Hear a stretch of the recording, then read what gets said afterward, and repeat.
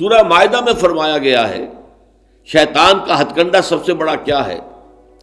انما یرید الشیطان ان یوقع بینکم العداوۃ والبغضاء، شیطان کا سب سے بڑا حربہ یہ ہے کہ وہ تمہارے مابین دشمنی اور بغض پیدا کر دے. یہ شیطان کا سب سے بڑا حربہ ہے. انسانی اخوت ہے، برادری ہے، بہن بھائی ہیں، اب ان میں رخنے ڈالنا، شوہر اور بیوی کے درمیان جدائی کرانا. یہ آتا ہے ایک حدیث کے اندر بھی کہ ایک دفعہ شیطان جو ہے اس کے بہت سے کارندے اس کے ساتھ جمع تھے، ہر ایک اپنی کارگزاریاں بتا رہا تھا، میں یہ کر کے آیا ہوں، میں یہ کر کے آیا ہوں. تو ایک نے کہا میں شوہر اور بیوی کے درمیان ناچاقی پیدا کر کے آ گیا ہوں. تو شیطان نے اسے شاباش دی کہ تم نے سب سے اچھا کام کیا. اس کی وجہ یہ کہ اس سے پورا خاندانی نظام مختل ہو جائے، اور جہاں خاندانی نظام جو ہے وہ خراب ہو جائے تو پھر اس معاشرے کے تباہ اور برباد ہونے میں زیادہ دیر نہیں لگتی. تو یہ در حقیقت شیطان کا جو حربہ ہے ان یوقع بینکم العداوۃ والبغضاء، تمہارے مابین دشمنی اور بغض پیدا کر دے.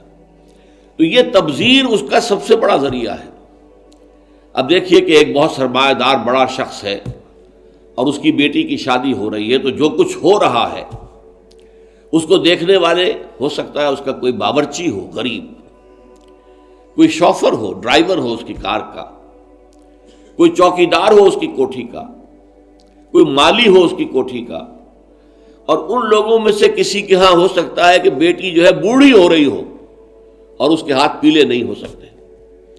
جو معاشرے میں کم سے کم جو تقاضے پیدا کر دیے گئے ہیں شادی کے لیے وہ بھی پورے کرنے کے لیے اس کے پاس پیسہ نہیں ہے.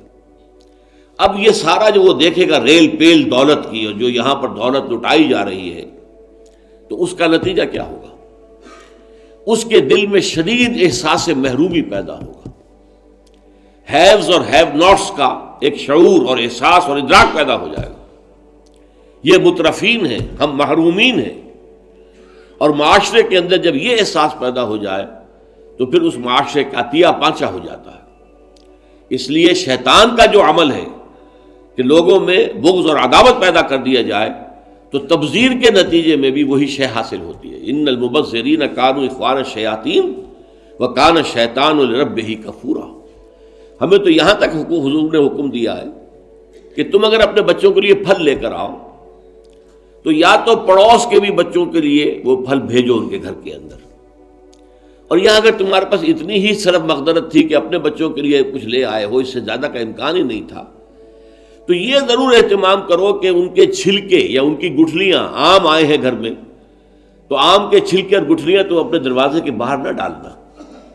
تمہارے پڑوسی کے بچے دیکھیں گے کہ ان کے گھر میں آج آم آئے، انہوں نے آج آم کھائے اور ہمیں یہ میسر نہیں ہے.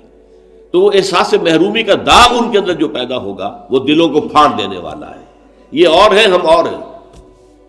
من دیگرم تو دیگری، تم اور ہو ہم اور ہیں. ہم کوئی ایک امت کے لوگ نہیں ہیں.